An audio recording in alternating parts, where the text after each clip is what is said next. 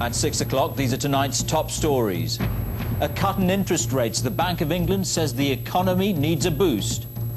Winning hearts and minds over Iraq, Tony Blair admits he still has work to do. Michael Jackson hits back. He says he's been betrayed by a TV documentary. Tonight we have a special investigation into the dangers facing children on the internet. We'll show you how one man targeted a girl he thought was 14 years old in a chat room, then lured her to a meeting place and ended up on the wrong side of the law. The full story coming up.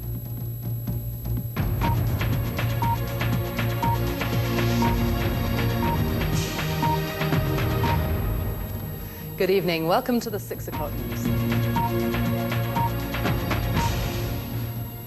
Now, just how safe are your children on the internet? The answer might alarm you. This is Sydney. She's a private detective working with the 6 o'clock news. When she logged on to the internet chat room posing as a 14-year-old schoolgirl, dozens of strangers tried to lure her into meeting them, some of them almost certainly paedophiles. And the most worrying thing of all, right now the police can do nothing to protect her. James Westhead has tonight's special report on Britain's chat room dangers. She may look like a schoolgirl, but in fact she's 25, a private investigator about to come face to face with one of the new dangers of modern life. She's not a child, but the risk she faces is genuine enough. It's every parent's nightmare, a child lured to a meeting with a man they don't know over the internet. Well, we've been investigating just how real that danger is. Internet chat rooms have become a feature of children's lives. Instant communication, instant friendship. But are some adults using them for instant access to children? To find out, we asked two specialist investigators from the Answers detective agency to recreate the everyday situation of a child entering the world of chat. Well, what's she going to be like? Marie-Louise is 25, but for this, she is to become Sydney, a typical 14-year-old. She's not outgoing, she's not shy, we're trying to make her just as Miss Average as possible.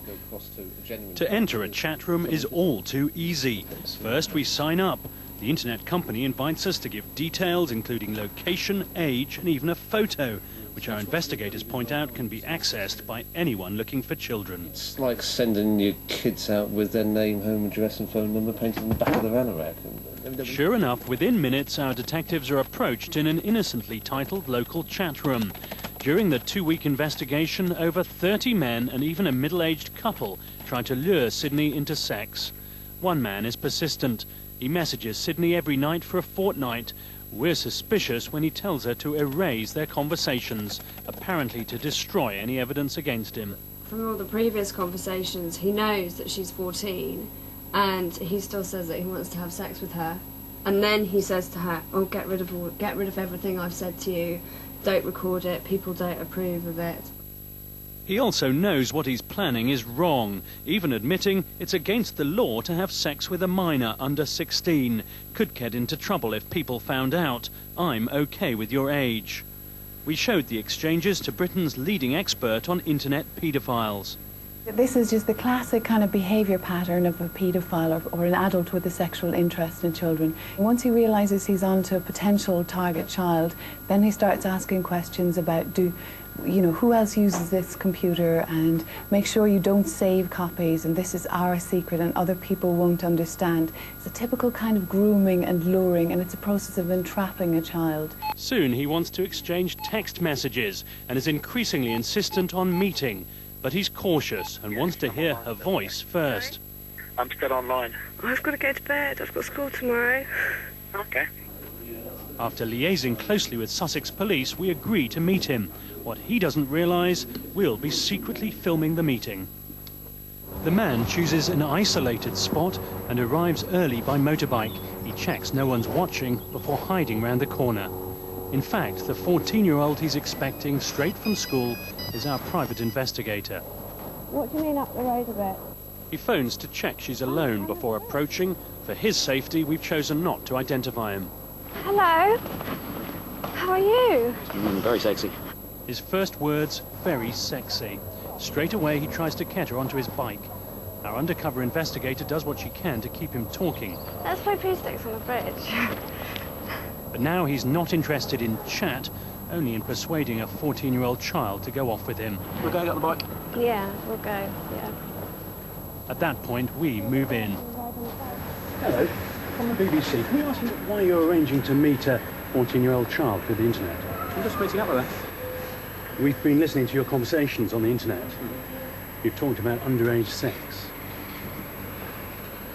What were you planning to do? Not that. What were you planning to do? Do you know how old Sydney is? Did you ask her?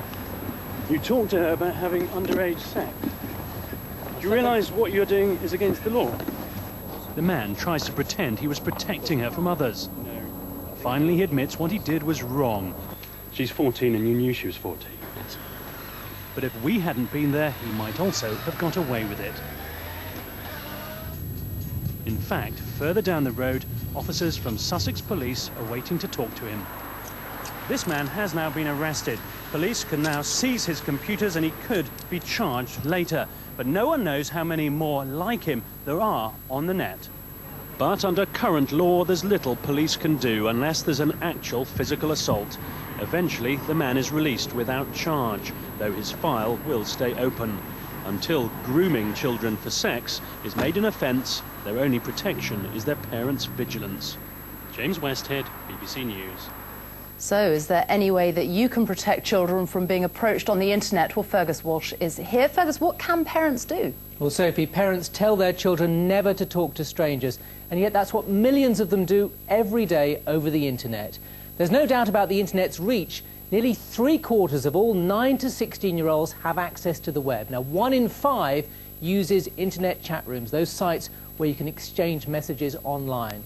Research suggests 1 in 10 youngsters meets other chat users face-to-face. Now, there are new guidelines for companies running chat rooms.